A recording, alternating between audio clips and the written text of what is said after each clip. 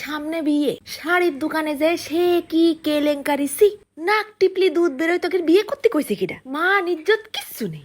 আসসালামু আলাইকুম। সকালতে আমার এক ভাই রিং দিয়ে দিয়ে কানের পোকা বের করে দিচ্ছে, তার বাড়িতে নাকি বিয়ে ঠিক করেছে। কি এখনো প্রাইমারি স্কুল পাস করেছিস? বউ বা নান কদিনই বাড়িতে দেখছে, তা আমার কি? তুমি যেন কিচ্ছু বোঝে না, দুধ খাও জাগে যা, তুই 7 সাল পাশাই নিবি, আমার কি? তা তার বিয়ে শাড়ি কাপড় নাকি আমার পছন্দ করে দিতে হবে।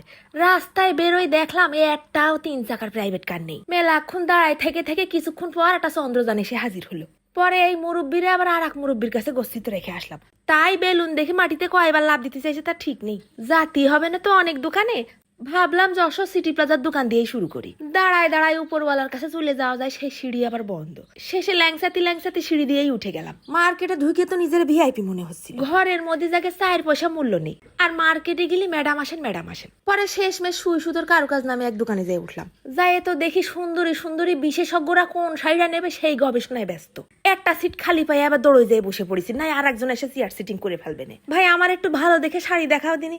একটা বিয়েতে যত রকমের শাড়ি লাগে সব খুলে মিলে দেখা। বিটি মানুষ বলে কথা, আগেতেই তো মাথার তাঁত ছিঁড়া, আর তার উপরে তো নতুন নতুন শাড়ি দেখলি এমনি মাথার বিগের উঠে যায়। ওদিকে সে হাত পাগল আমারে রিং দিয়ে দিয়ে আবার মাথা খাচ্ছে। এবার একটু ভিডিও কল দিস, এবার একটু শাড়ির ছবি পাঠাইস। আসলটা কান্দের পরে না ফেলা পর্যন্ত চোখে দেখে কোনোদিন শাড়ি বিচার করা যায়? দোকানদার আবার বললো দোকানটা নাকি মাত্র শুরু হয়েছে মাসখানিক, সব নতুন নতুন কালেকশন। ওরে খুদা, এ তো পুরো আগুন। শাড়ি দেখে তো এখন আমারই বউ শাস্তি মনে চাচ্ছে। এবু লাল লাল দেখে শাড়ি দেখা, এবু মখমলের শাড়ি নেই, মখমলের ব্লাউজ নেই। তোর তো মেলা হাউসে এই গরমের মধ্যে মখমলের ব্লাউজ খুঁজতেছিস? অনলাইনে আমরা যেসব শাড়ি দেখি সব কালেকশনই এখানে দেখি অ্যাভেলেবেল। এবার একটু লেহেঙ্গা দেখা দিনি।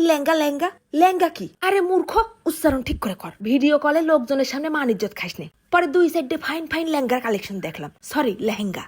বুড়ে শাড়ির পাশাপাশি 2 সাইডে 3 পিসও কিন্তু দেখিস।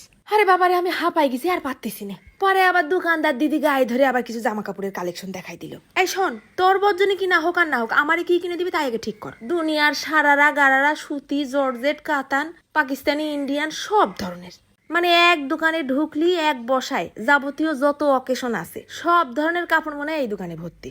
বিটি মানুষের সব থেকে বড় নেশাই হচ্ছে জামা কাপড়।